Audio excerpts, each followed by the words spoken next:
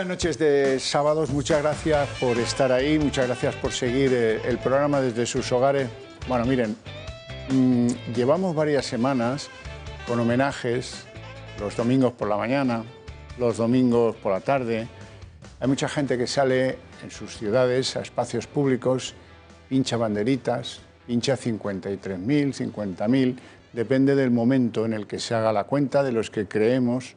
Hoy ya les tendría que hablar de unos 58.000.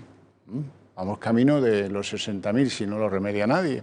Bueno, vemos cómo esa gente se esfuerza en hacer esos homenajes, en pinchar esas banderitas, en significar algo, en significar que no olvidamos a esas personas, que seguimos sintiendo no solo su pérdida, sino la falta de información sobre esa pérdida, que seguimos sin comprender por qué nos separaron de ellos sin darnos oportunidad a despedirnos de ellos, que seguimos sin entender cómo tenemos a estos adoquinados de expertos tomando decisiones que nos han llevado a la muerte, en muchos casos, que cómo seguimos en manos de los mismos, tampoco lo entendemos, que queremos saber los nombres de todas y cada una de esas personas fallecidas por el COVID, que mal irá este país si en el futuro pasa página saltándose esos nombres, saltándose ese respeto y saltándose lo más elemental de la condición humana.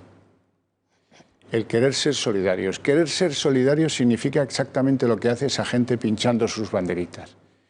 Y llegados a ese punto, nos hemos planteado, oye, ¿y las televisiones qué hacen en ese sentido? Sí, algunos se han desgañitado pidiendo los nombres, pidiendo tal, durante muchos meses.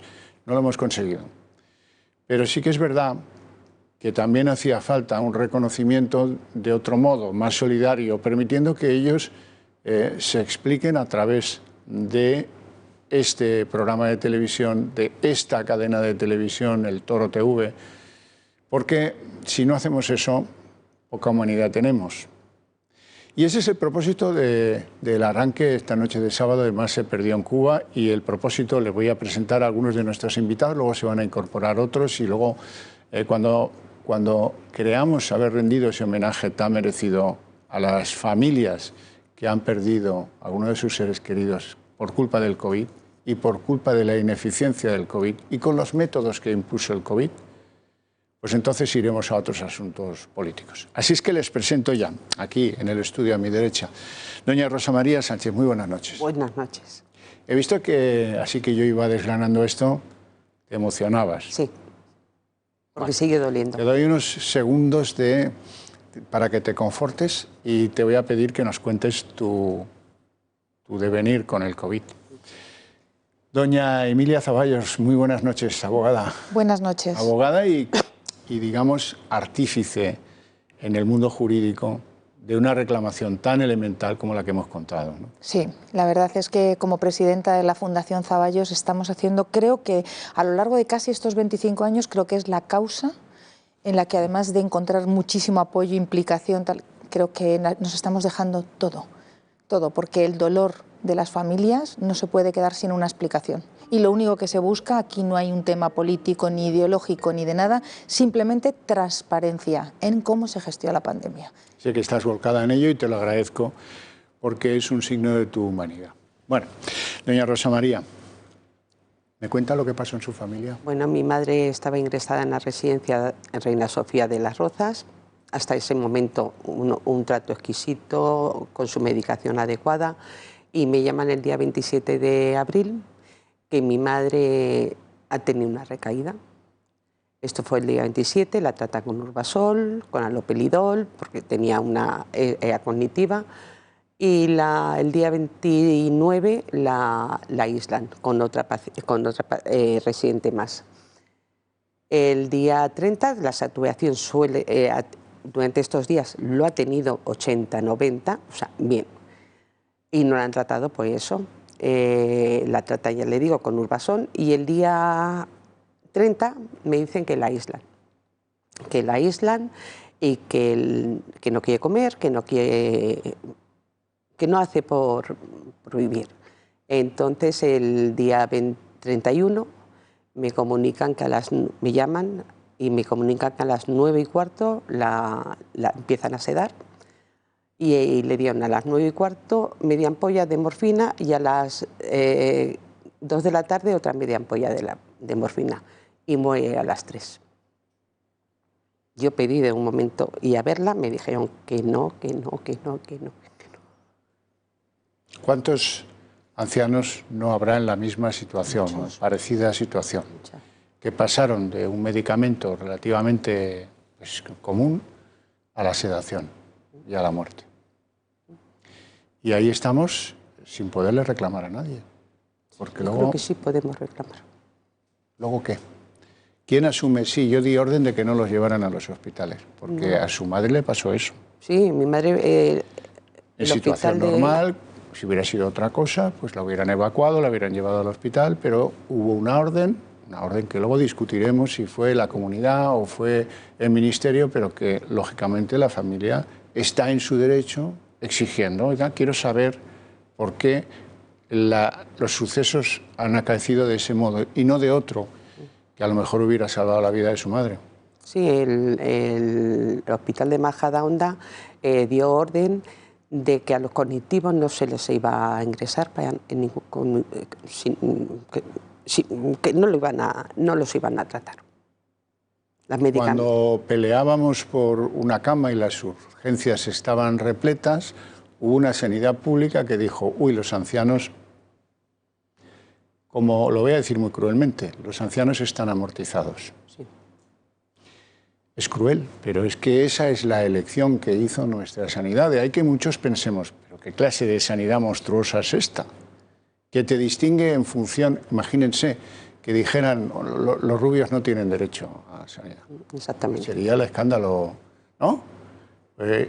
Si decimos ancianos, como parece que al menos parte del gobierno tiene ancianofobia, no valen para nada, no sé cuántas las cosas he oído yo decir al vicepresidente Iglesias de la gente mayor.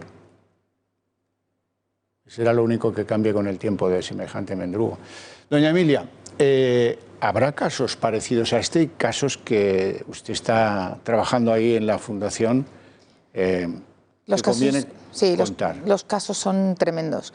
Además hay un lapsus de tiempo que se produce sobre todo a partir del mes de abril, cuando es abril, mayo, nosotros llegamos a recibir hasta más de 500 llamadas diarias, con lo cual, y siempre voluntarios las personas que han atendido. Hay todo tipo de historias, desde las personas que están desesperados llamando a las residencias para que por lo menos no solamente les permitan despedirse de sus familiares o hablar con ellos, sino para que les den información y a veces que no se les ha dado, o hablar con ellos por teléfono. O sea, era muy complicado. Existía esa instrucción, que es verdad que todos la conocemos, donde decían que si las personas de cierta edad tenían una serie de síntomas, automáticamente se les tenía que recluir en una habitación, si podía ser que tuviera baño y que se evitara el contacto con el resto. Y es verdad que a estas personas única y exclusivamente se les ponía morfina. Yo creo que con esa labor lo que hicieron fue cargarse una generación maravillosa de gente muy sana, muy potente, que además han trabajado muchísimo y por eso hoy estamos aquí, todos los demás, y que no les han dado ni siquiera la posibilidad de vivir, no han elegido. En cuanto a los casos, mira... casos representados por usted que reclaman al Tribunal Supremo, oiga, investiguen esto, ¿no? Porque este es mi ejemplo, sumado al de otras familias, al de otras, y al de otras, y así miles de casos. Signifíqueme algunos, si están Pues hay familias, por ejemplo, 4 miembros de una familia, padres y 2 hijos, un matrimonio, que viven con ellos los padres de él y la madre de ella. Entonces, automáticamente el abuelo está contagiado, tiene síntomas, le llevan al hospital, en la misma puerta de urgencias, ya sabemos, eso lo hemos conocido todos, automáticamente los hacían pasar, no pasaba nadie con ellos, y les dicen, disculpe, cuando ya saben que tiene COVID y tal, el diagnóstico, por favor, hay 2 personas más en casa, hagan las pruebas. Empiezan a llamar y no hay forma. Nadie le viene a hacer pruebas, le dicen que no se preocupen, que no hay síntomas. Inmediatamente después empieza la abuela, la esposa, la persona que tenemos ingresado, y le dicen que ya le atenderán y rápidamente uno de los días empeora, le llevan al hospital y fallece el padre, fallece ella estando ingresado, y en ese tiempo están diciendo que la otra abuela, la tercera abuela de los abuelos, está también contagiada, que tiene que, por favor, y esa fallece en casa. Y estamos hablando que después, cuando se han hecho las pruebas la familia, ellos, los 4, se contagiaron y ellos lo pasaron. Pero estamos hablando que en menos de 10, 15 días pierden a sus abuelos, o sea, a los 3 abuelos que han convivido con ellos. Tienes personas que además no solamente se despiden en la puerta de sus familiares o dejándolos con esta situación, sino que es que se han tirado semanas llamando para que les den explicaciones y no las han dado. Pero hay más, cuando les llaman les dicen, mira, ha fallecido. Han asistido, han recogido el cuerpo y lo han enterrado con el dolor que implica. Y una semana después han recibido la llamada de, oiga, ¿es usted fulanita tal? Puede pasarse porque ha fallecido su madre y puede volverse, o sea, no volverse, puede pasarse a recoger el cuerpo y tener que decir, perdón, si yo enterré a mi madre la semana pasada. Entonces, ¿a quién enterré? ¿O a quién le están...? O sea, esas situaciones que te las cuentan llorando, desesperados, donde de verdad muchas personas, voluntarios que han estado apoyando en la Fundación, han acabado con apoyo psicológico ellos para poder soportar y salir adelante. Y nosotras cuando hemos hablado, Rosa María, es verdad que vosotros lo habéis vivido igual. Sí, mi madre está enterrada, pero hasta el día de hoy no sé si es ella. Y te lo dije, si a mi madre la tuviese que sacar para hacerle una autopsia y demostrar que han muerto por el COVID y que es mi madre, o sea, es que no me dejaron ni verla. Y eso es muy doloroso. Sí, además una cosa que se repite una y otra vez por parte de los familiares es que estaba sano. Si es que estaba sano cuando le hemos dejado. A mí me llamó mucho la atención un gran conocido mío, que él es general y que estaba sano y empieza a tener pequeños síntomas, le llevan al hospital, le dicen automáticamente que se queda ingresado y al día siguiente le dijeron que había fallecido. Pero si eran síntomas leves. O sea, y además desde el momento cero que pudieron hablar con él por teléfono, le empezaron a poner morfina. Entonces, a mí esas cosas pues me sorprenden mucho, porque creo que lo que se cuestionan ahora mismo todos los querellantes, y es lo que están pidiendo, es que ¿era el momento realmente de que estas personas se marcharan? ¿O se ha permitido o se ha facilitado, fijar lo que digo, el que se vayan? Por una imprudencia, por una negligencia, porque se han antepuesto una serie de intereses por encima de otros. Bueno, hay algunas obviedades. No se tomaron medidas a tiempo, eso no lo discute nadie. Se ha gestionado esto de la peor manera en Europa y probablemente en el mundo. ¿Por qué? Por el índice de fallecidos, por el índice de contaminados, porque las medidas eran ridículas, porque no solo desatendieron a los primeros que dijeron, oiga, viene una cosa muy grave, tomen medidas, sino que además sobrepusieron a esa obligación de tomar medidas en lo sanitario intereses muy mezquinos, intereses políticos. Quiero celebrar la manifestación del feminismo como si hubiera sido otra, da igual. Quiero celebrar eso por encima de todo. Y entonces, pues, se simuló que esto no era tan grave, que esto no pasa nada. ¿Iría usted, si su hijo se lo dijera, señor Simón, iría usted, le diría que fuese a la manifestación? Sí, sin ningún problema, no pasa nada. El que lo oye dice, oye, pues si este que es el que sabe, dice que no pasa nada, pues no pasa nada.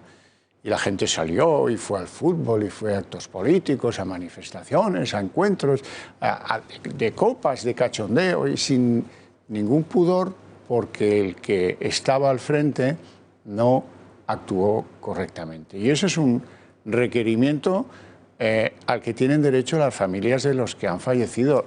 Las familias de los que han pasado meses y meses en las UCIs han salido con muchas secuelas, la de los que han enfermado o siguen enfermos hoy por culpa del COVID, lógicamente. Vamos con otro ejemplo. Nos atiende desde Barcelona doña Felicidad Morera. Doña Felicidad, muy buenas noches. Hola, buenas noches. ¿Podría contarnos la reclamación que su familia le hace a los que han decidido cosas en esta pandemia? Todo. Nos han dejado sin nuestros padres, abuelos.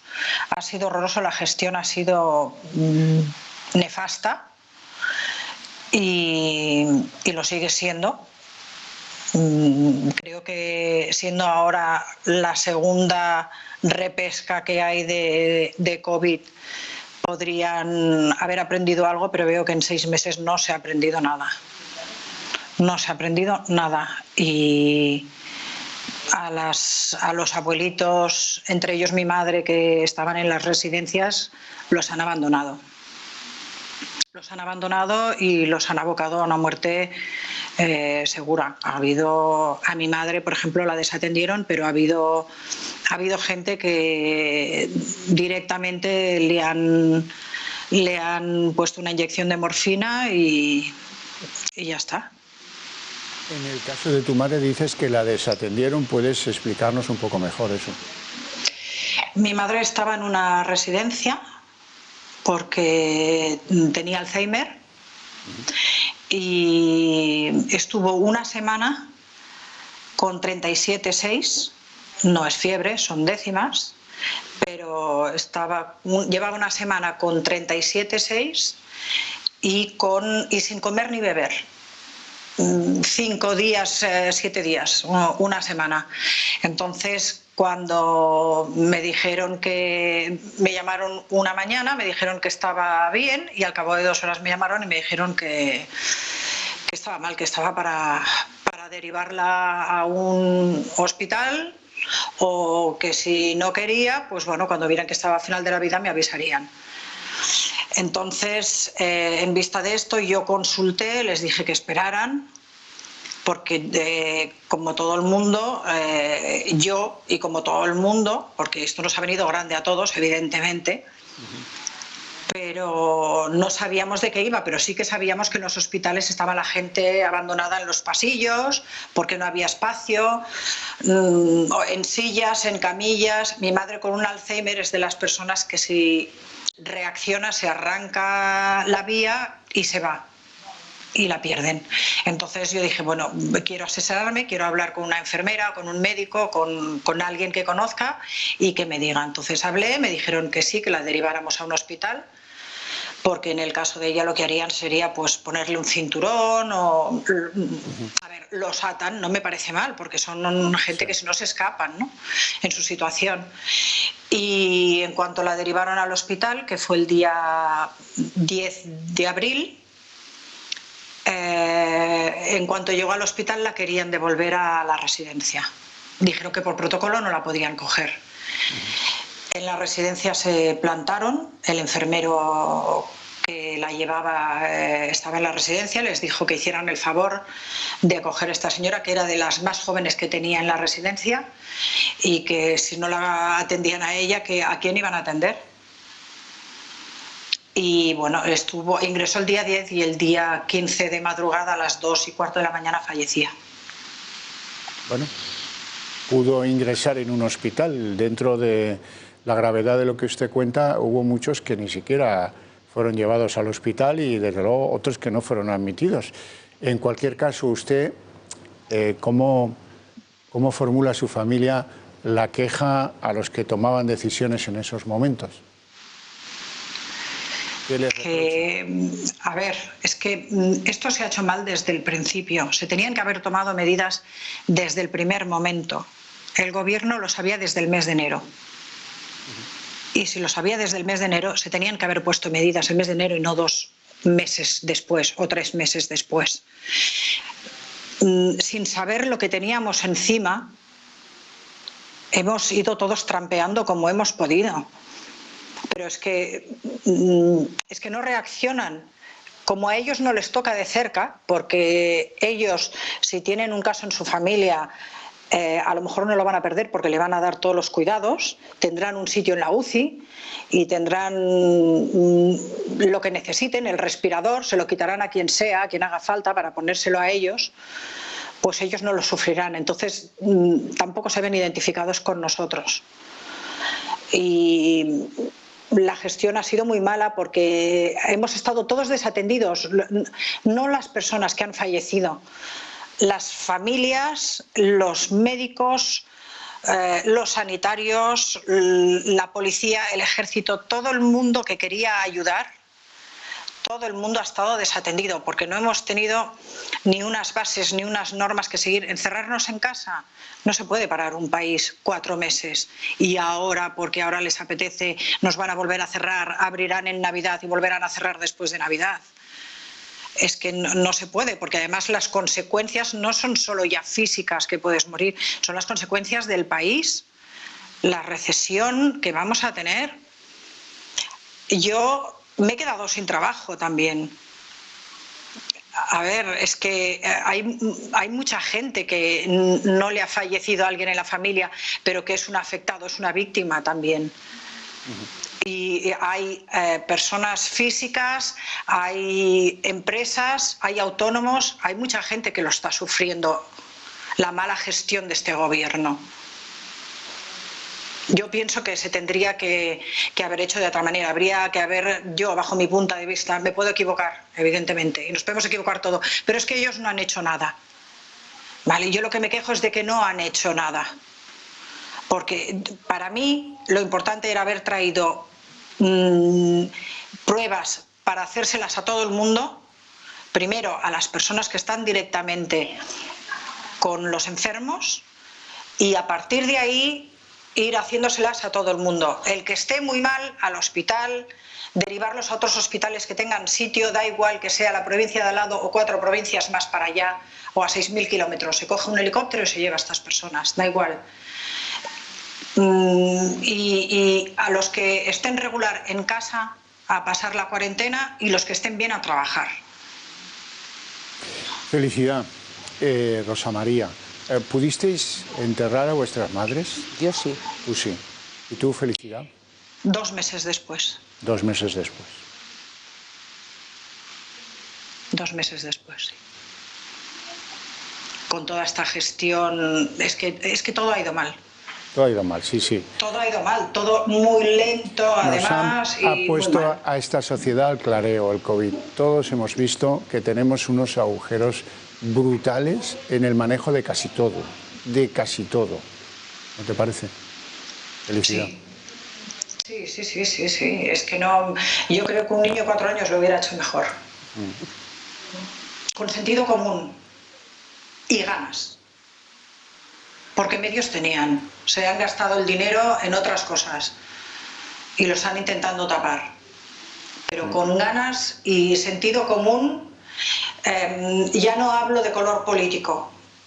Pienso que se tenía que haber puesto a 4 personas especialistas, a un médico, o 2 médicos, 3 médicos, a científicos que supieran llevar esto. Y da igual el color político, no importa. No importa para nada. De hecho, hay países que comparten el mismo color político que el que gobierna España en estos momentos. Portugal. Estoy hablando de Portugal, donde han sido muy exitosos en el control de la primera oleada. Por ejemplo. Y es un claro. país que no tiene, digamos, la riqueza en términos de Producto Interior Bruto que tiene España, que Exacto. está gobernado por un señor que es socialista, como aquí en España, pero que Exacto. tomaron las medidas adecuadas a tiempo. Bueno. Si hubiéramos seguido las pautas de Portugal, en España hubiera habido 13.000 muertos, no 60.000 como hay ahora. Claro, y si hubiéramos seguido, estoy recordando el libro de mi amigo Rafael Rossi que ha presentado aquí sobre el origen del coronavirus. Si hubiéramos seguido el ejemplo de Grecia, que es una sociedad mucho más envejecida y más pobre que la española, con menos hospitales, con menos científicos, con menos médicos de relumbrón, pero con la habilidad de un político que dijo, como de esto aquí no entiende nadie, vamos a llamar a un virólogo de origen griego, le vamos a fichar y le vamos a poner con todos los entorchados a dirigir la maniobra.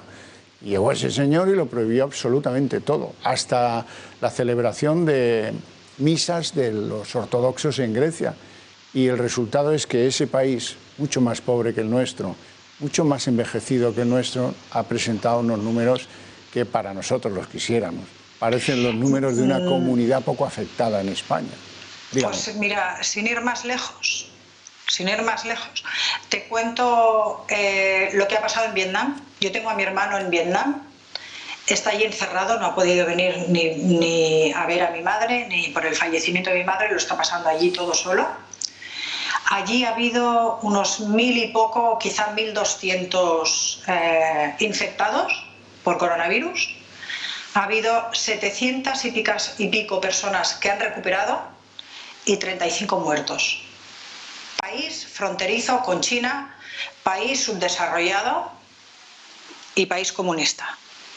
Donde comen y cenan en cuclillas. Por ejemplo. Claro. Bueno, la situación no es muy comparable a la nuestra, desde luego, y esto, volvamos al territorio de las reclamaciones, doña Emilia. Sí, yo agradezco muchísimo porque además Felicidad concretamente es una de las personas que de una manera más activa desde el momento cero está mandándonos, enviándonos información para esa querella que todos estamos llevando a cabo. Actuaciones, pues creo que se ha hablado aquí, el problema es que se sabía y no se hizo nada, y si no se hizo nada pues hay que derivar una responsabilidad. Yo, de todas las personas que han contactado con la Fundación y que forman parte de esta querella, ahora mismo hay más de 500 personas personadas en la querella. Todos ellos lo que te dicen es: no necesitamos dinero, no queremos indemnizaciones, queremos transparencia, queremos que se averigüe toda la información que había antes del confinamiento, o sea, todo lo que tenían hasta llegar hasta ese momento, y si esa información era suficiente para haber actuado de otra forma y haber evitado el número de muertos. Todos sabemos que es un tema muy complicado a nivel mundial, que han fallecido, pero la cantidad que hay con la información que ellos tenían previa y que está en esa querella como base para esa relación causa-efecto, podían haberse reducido el número de muertos. Rosa María y Felicidad, me gustaría que, si lo tenéis a bien, me dijerais qué sentís cuando oís hablar del COVID en los términos que vais a oír a Fernando Simón. Escuchamos a Simón. Bueno, buenas tardes a todos. Como toca los jueves, hablamos de coronavirus.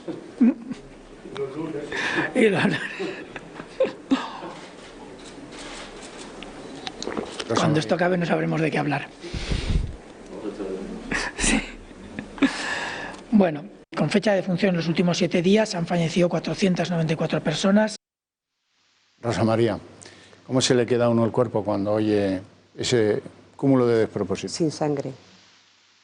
Se te queda sin sangre porque que se mofe de gente que está muriendo, de gente que ha muerto, de las familias de esos que han muerto, de las familias de los enfermos que están luchando por salir, me parece un inepto y un incompetente total. Señora Morera, ¿no ha podido escuchar a Fernando Simón? Sí. ¿Qué le parece? Vergüenza. Vergüenza de la catadura moral que tiene este señor y este gobierno, y la poca vergüenza que tienen todos.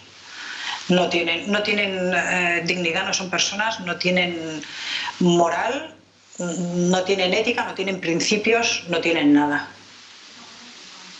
Hoy no, ayer no sé ni en qué día vivo. Ayer en Madrid, el gobierno de la ciudad de Madrid instalaba una bandera en Valdebebas, ahora famoso lugar porque juega ahí el Real Madrid. Quiero que vean algunas imágenes y luego veremos algunos de esos homenajes a los que yo me refería antes. Pues que un día la M30 aparece plantada con 53.000 banderas, ahora se quedarían cortas, ahora necesitaríamos 5.000 más. Otro día las playas de Valencia aparecen también engalanadas con pequeñas banderas, tratando de rendir homenaje a esas personas que han muerto por el COVID. También lo van a ver a continuación.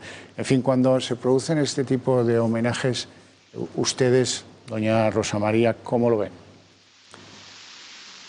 Que pienso que en la mente de algunos no va a quedar esto en el olvido, que sean familiares, que nos podíamos haber visto en la misma situación y que vamos a luchar juntos.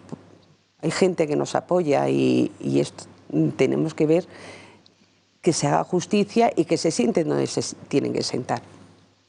Doña Felicidad, ¿usted cómo siente esos homenajes? ¿Espontáneos, pues, organizados? Da igual. Yo muy orgullosa. Estoy muy orgullosa de que haya gente que esté pensando en las víctimas, que las víctimas no solo es la gente que fallece, porque los que quedan aquí lo siguen sufriendo y lo seguiremos sufriendo.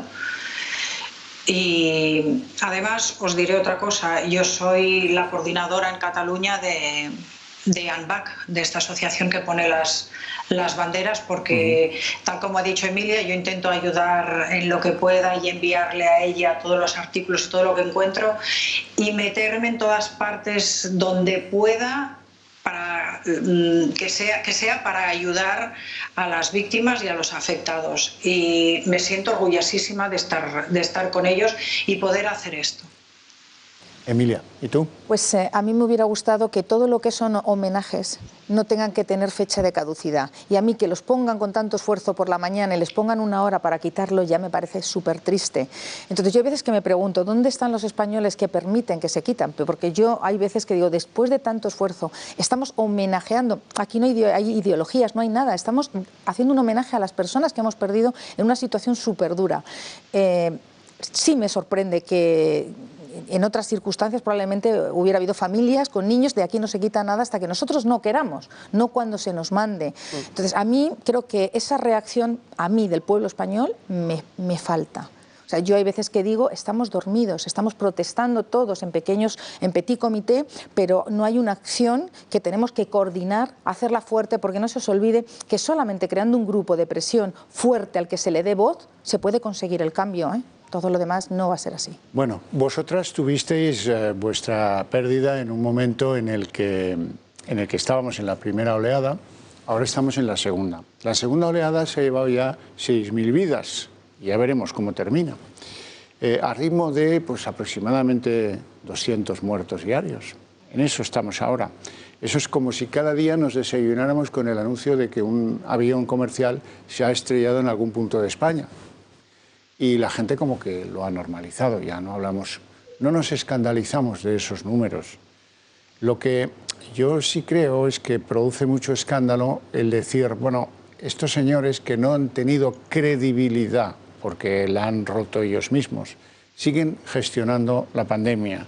Y así que esto es muy probable que ahora que vamos cara al invierno, ahora que según dicen los que saben de esto, la cosa va a empeorar.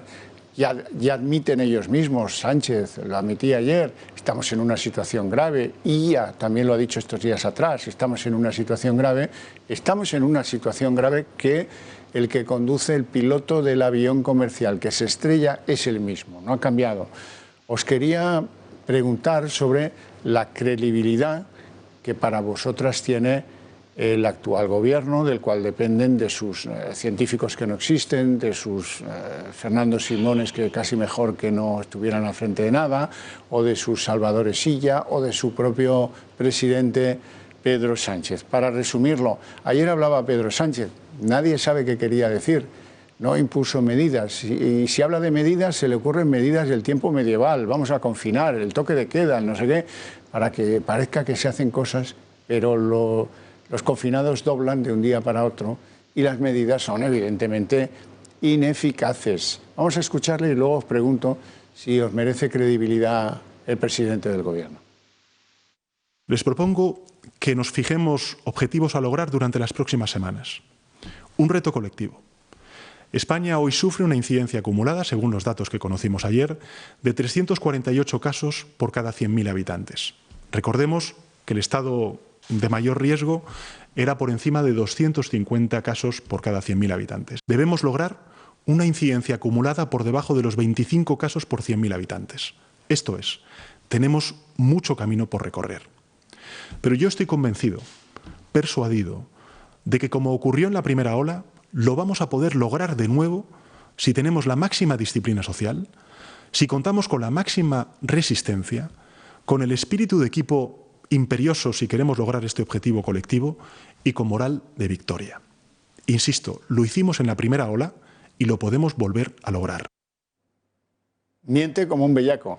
España nunca llegó a tener, ojalá, 25 por 100.000, en ningún momento, y ahora quiere pasar del número que tenemos, que es bastante elevado, si lo comparas con otros países de Europa, a 25, ¿pero cuánto tiempo necesita tu equipo de decisión para permitir que la sociedad española esté en esa clave? ¿Cómo puede mantener esto un presidente del gobierno que dijo en la campaña electoral de Galicia, disfrutar, salir, disfrutar de la nueva economía, ya está, hemos vencido al bicho? Hemos vencido al bicho, pero ¿qué ocurrencias? No sé. Rosa María, ¿para ti tiene alguna credibilidad el que dirige la lucha contra la pandemia? Ninguna, ninguna. Ni él, ni su gobierno. Felicidad, ¿para ti? Para mí ninguna. Ninguna, cero credibilidad. Además, no sé de qué habla, como si estuviera superado lo de la primera y que vamos a ponernos todos a trabajar conjuntamente para superar la segunda igual que la primera. Pues si tenemos que superar la segunda igual que la primera, vamos mal, porque no ha hecho nada, no sé qué medidas ha tomado, no sé qué ha hecho, no ha hecho nada.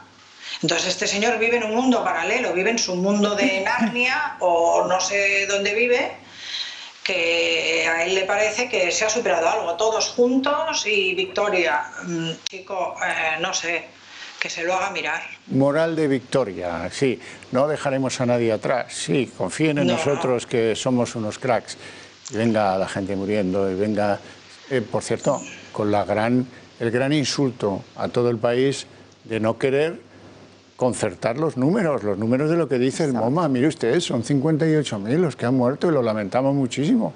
Pero no, ellos están con la tozudez más binaria en que que los números son los suyos y solo los que murieron con un test cierto de COVID, desatendiendo lo que dice la OMS. La OMS dice otra cosa, dice, oiga, el que tiene síntomas ya ha muerto y no se le ha podido meter en un hospital, lo vamos a considerar sí o sí víctima del COVID. No, en España no.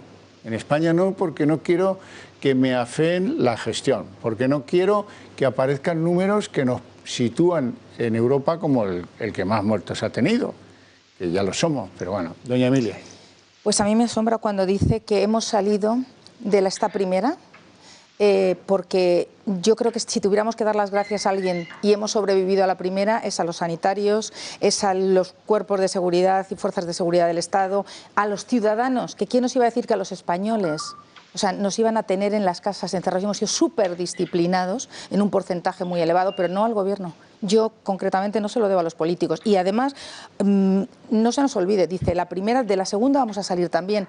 Si hemos salido gracias a todos estos profesionales están desgastados. ¿Por qué? Porque no tenían recursos, no tenían medios. No olvidemos que el ministro Illa dijo, esténse todos tranquilos, el sistema sanitario está dotado de todo, tiene abastecimiento más que suficiente, tiene todo controlado y no había material, no había de nada, lo desconocía.